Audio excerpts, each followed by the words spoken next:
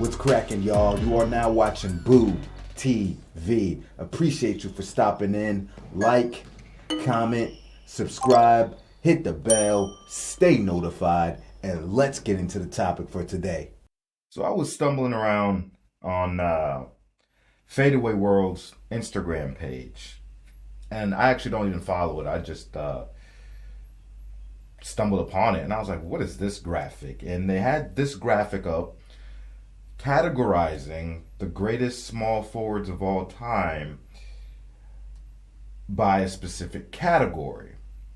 And as I'm going through this, it is, of course, heavily dominated by LeBron James, and a lot of people consider, if not LeBron James the greatest player of all time, a lot of people consider him the greatest small forward of all time, which personally I think Larry Bird is better at the small forward position.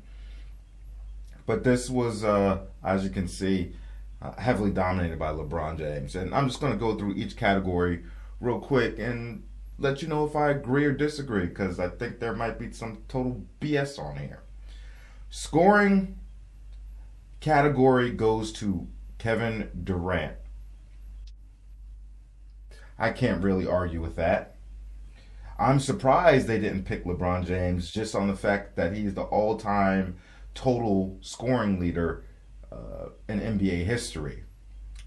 But I would take Kevin Durant any day over LeBron James for getting a bucket. Absolutely. KD is one of the greatest scorers I've ever seen. My only knock on KD is that he's not always aggressive. I think he needs to be more aggressive, more with his scoring at times. All right, I agree with that. Playmaking, they have LeBron James, and I know a lot of people would probably agree with this from a playmaking perspective. And what they'll point at is, of course, assist numbers, total assists, assist averages. But me personally, I've watched LeBron James play his whole career, and I've watched plenty of Larry Bird film and have done my research on Bird. Personally, I think Larry Bird is a better playmaker. And this is where I think watching film and watching games will do you more of a service than just looking at numbers and spreadsheets and statistics, because I know the type of basketball LeBron James played his whole career. For damn near his entire career, might as well say his entire career, he has been a ball-dominant player. He's never really succumbed to any type of system. He's never really played off ball. I've never really seen LeBron James really come off ball until this, the tail end of this season just passed into the playoffs, where I see him for the first time be less ball-dominant. But he's always been the focal point, and he's always been a monopolizer of the basketball, which allows him to get those assist numbers. And don't get me wrong, I think he has great court vision. I think he can pass well. But from what I've seen, Larry Bird is a more natural playmaker. And in that, he allows other players on the floor to thrive and be more than just spot-up shooters waiting for Larry Bird to pass them the ball. It's not fun for a lot of players unless you're the type of player that where your only skill is, like a Kyle Korver just waiting for a three ball. Yeah, you're going to love LeBron James. But people that can actually do more aren't going to find that as fun, because he's just taking all the responsibilities. For example, with the Cleveland Cavaliers, remember Rodney Hood? That trade where they got Rodney Hood, and Rodney Hood was playing well. I can't remember what team he was before, but he was playing well. And everybody's like, yo, we got Rodney Hood. He's averaging this many points, this many assists. He's going to be great for the team. But you put him in a LeBron James system, and now that Rodney Hood that you traded for isn't the Rodney Hood you're getting. You're now delegating him to being a spot-up shooter, and now you want to say the guy sucks. No. This is what happens when you play in the LeBron James system. So Larry Bird, I think, is a more natural, better playmaker, allows players to thrive more in their roles, and won't subject you to just being somebody just waiting around the 3-point line for a jump shot or the occasional pick and pop.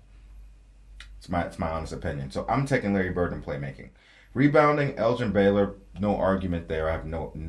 I'm glad they're giving props to Elgin Baylor actually. Actually, how many rebounds did Elgin Baylor average? Let me see. Yeah, I thought so. See, at first I was gonna say, let me make sure, but yeah, 13 and a half rebounds. Yeah, beast rebounder. I gotta do some Elgin Baylor content on this channel. 3-point shooting, they picked Larry Bird. I have no argument with that at all. Larry Bird, come on, man. He's one of the greatest shooters of all time. And he was doing it in an era where the 3-point shot wasn't weaponized as much. He didn't shoot it as much. And he had basically grew up playing basketball without a 3-point line because it wasn't implemented until shortly after he arrived. So, yeah, Larry Bird is the best 3-point shooter at his position all time. And if I had to pick somebody after that, actually, I don't feel like thinking about that now. But Larry Bird. Mid-range shooting, they're giving that to Larry Bird as well. I would have to think about that. It would definitely be Larry Bird or Kevin Durant. Kevin Durant is a 7-foot sniper at the mid-range. So even if I had to toss it up tie between Larry Bird and KD, but I ain't got no problem with him being number one. But I think there's a strong argument for Kevin Durant as being the better mid-range shooter. But I'm okay with Bird there. Passing, LeBron James. For the same reasons that I spoke about playmaking, I'm taking Larry Bird as the better passer over LeBron James. I'm sorry. For the same reasons I made about playmaking, I'm saying about passing. Larry Bird didn't monopolize the ball. Average what? Around 6 assists per game without monopolizing the basketball? It's incredible. Everything was free-flowing. Everything was natural. Everything was organic with him. And still allowed players to thrive. And stylistically, he's a way better passer than him. It is night and day. Stylistically, Larry Bird drops more beautiful dimes than LeBron James. Larry Bird's arguably like a top 3 passer of all time, in my opinion. At least top 5. Defense, they got Kawhi Leonard. I don't have a problem with that. I think Kawhi has 2 Defensive Player of the Year awards and a handful of first all NBA defensive selections, first team. So I ain't got no problem with that. I started thinking about, maybe you can make an argument for like Ron Artest, maybe Scottie Pippen, maybe Bruce Bowen, even though he's not an all-star caliber player. I don't know if you have to be an all-star to be on this list. But I would have to. Kawhi Leonard's pretty well decorated there, and when he can get on the floor and when he's healthy, he's an amazing defensive player with great hands. All right, finishing. I guess this means finishing at the rim around the basket. They got LeBron James. I have no argument there. LeBron James, one of the greatest finishers at the rim. He is highly efficient around the basket, and that's where he gets his high field goal percentage from, mostly. So at this point, they would already have LeBron James in 3 categories. I only have him in 1 so far at finishing. All right, athleticism, they got LeBron James. No, I won't argue that. There's been some other supremely athletic players, even in past eras, that could possibly rival LeBron James in athleticism, but I would have to say at that position, I just have to give the nod to LeBron. The dude is a freakish athlete, could have played football, an incredible durability, and incredible stamina, jumping ability, sprinting. Just the dude was a freak of nature, and he's one of the great. Even past his position, he's one of the greatest athletes of when you include all positions. Right up there with Wilt Chamberlain, right up there with Bill Russell, and some others. No argument from there. This one I have a big argument with. Clutch. They have LeBron James as the most clutch small forward of all time. Oh my God.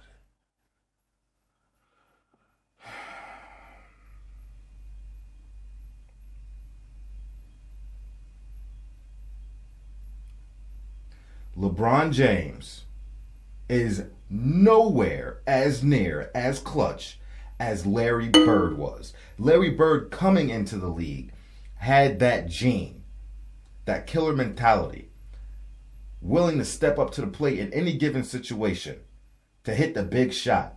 And whenever Larry Bird did miss the big shot, he was so consistently good that people were more surprised when the shot didn't go in when it comes to clutch shooting for Larry Bird. That's how incredible of a clutch shooter Larry Bird was. Ice in his veins.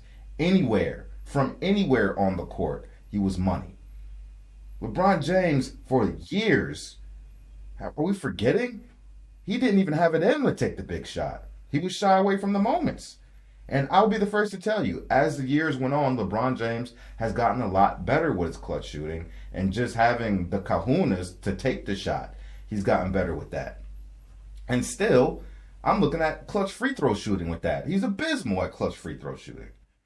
Can't tell you how many times I've seen this guy brick free throws in key moments of the game.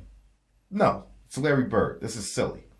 Efficiency, they have LeBron James.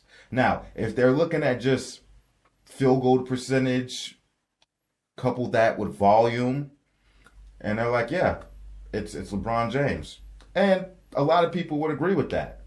Me, as I really dissect this, no. I would take both Kevin Durant and Larry Bird over LeBron James in efficiency, because I know that LeBron James does most of his damage inside the paint. Yes, he rarely misses when he gets close to the basket. But when I look at everywhere else on the court, he's not impressive. Whereas Kevin Durant and Larry Bird are giving you a good, above average, consistent field goal percentage from most areas of the floor. Tell me how LeBron James' efficiency was when in those playoff series, teams are actually forcing him to be a jump shooter. How did he look? Those are some of his worst playoff performances and series.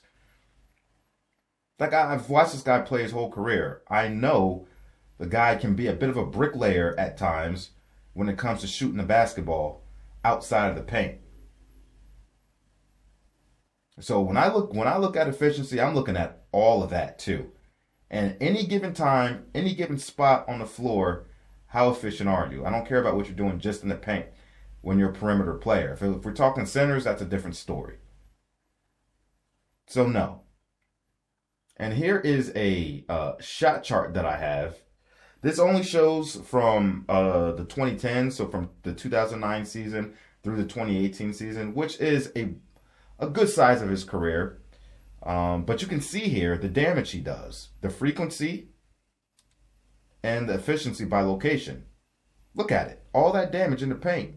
But if you look everywhere else on the floor, he's shooting numbers where people would deem players inefficient these days. 40%, 41%, 42%, all in that mid-range. And honestly, I wish I could have found something that encompassed his entire career, but I'm doing him a service by showing this, because by them leaving off the point from where he was drafted, the 2003-2004 season, up into the 2009-2010 season, and the last couple years, these numbers would be even lower. Even lower had those statistics been incorporated in this graphic. So I'm actually being conservative with this graphic here. But you can see he wasn't as accurate in other areas of the floor. Most of his damage comes inside that painted area. Leadership, I will never put LeBron James as a better leader over Larry Bird. No way, no how. It's not happening. Larry Bird stayed with one franchise the entire career. Never got in a hissy fit or fussing about the players around him. Came in as a rookie and provided the biggest turnaround that we've ever seen for an NBA franchise. The Celtics only won 29 games prior to Larry Bird coming in. Then they won 61 games when Bird arrived. What are we talking about here? No matter what players they put around Bird, he was an absolute leader, galvanized his teammates. Everybody loved, truly loved playing with him. And there are different forms of leadership, and I understand that. There are different ways to skin a cat, and I don't have a problem with many of them. I don't have a problem with the abrasive forms of leadership, the snub-nosed pit bull leadership. There's different forms of leadership, but I've seen LeBron James bail on teammates when he was favorited to win championships or even get to the finals and failed and fell short. And I've seen him dip on teams where it's like, okay, you had a great season, come back the next season, see if you can do it again. You got close, you just came short. And I've seen him go to create super teams, and then once that super team wasn't good enough for him anymore, he left and created another super team. And then once that team wasn't what he wanted anymore, he left again to another franchise. I have to take these things into consideration. I'm not saying LeBron James is a horrible leader, but he's not Larry Bird. I've never seen Larry Bird do things like that. And for a guy that had so much control over his career in LeBron James, as opposed to somebody like Larry Bird, where a lot of things these players are able to do now, they really can't do back then. They couldn't have did back then. Not saying that they would have. Larry Bird, when you look at, top level talent, didn't play with nearly as much as LeBron James did. And still showed great leadership in that tough ass Eastern Conference at the time that Larry Bird was dealing with. And led that team to 3 championships. Showing them how to devote yourself to the game. The sacrifice that it takes. Sacrificing your body for the betterment of the team. And I've seen players that played with Larry Bird feed off his energy and learn from him. And then you start seeing other players do things that Larry Bird would do around the court. And he's like, yeah, that's come from playing with Larry Bird. That's where he picked that one up from. I'm sorry, LeBron James pales in comparison to Larry Bird as a leader. Pales. Sorry. Versatility. They're going with LeBron James. Maybe. You know what? I'll give him versatility. I was going to say maybe Larry Bird for that one. I don't know, depending what their definition of is versatile. But being that LeBron James was a better defensive player than Bird and could do more on the defensive end at different positions with his other, offensive skill set, I'll give LeBron James versatility. Sure, I will. Do I think Larry Bird was a more versatile offensive player overall? Probably. But when I have to incorporate defense too, I'll give the nod to LeBron James for that. Absolutely. Absolutely. Ball handling, they're going Kevin Durant. I'd probably have to sit down and think about it at that position. But, yeah, okay, probably Kevin Durant. Without really thinking about it too hard, yeah, probably. And then they said the best, just the all-around best, LeBron James. And I already told you, no. I think Larry Bird is the best. Sorry. I will have to vehemently disagree. And for all the reasons I mentioned for these other categories prior is why I think Larry Bird is the best at his position. So while this has LeBron James winning 1, 2, 3, 4, 5, 6, 7, 8, 9. So while they have LeBron James winning 9 of these categories, I only have LeBron James winning 3 of these categories. He's not the best playmaker. He's not the best passer. I'll give him finishing. I'll give him athleticism. I'll give him versatility. He's not the best clutch player, not the most efficient from all areas of the floor, doesn't have the best leadership, and he is not the best. While they only have Larry Bird winning 2 of these categories, I have him winning 7.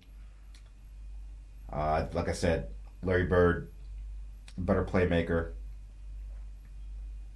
better passer, most clutch, better leadership, and the best. Efficiency, I'll have to give that nod to Kevin Durant. He's just a sniper. He's just a sniper all around. Easy money sniper. Anyway, that's all I gotta say about it. Let me know what you think about it. Give your opinion if you will. I would love to hear your opinion. But to me, this is a bunch of bullcrap. But that's my personal breakdown. That's how I look at it. Not a hater. Just keeping it real. Like, comment, subscribe, hit the bell, stay notified, and I'll catch you on the next one. We out, baby.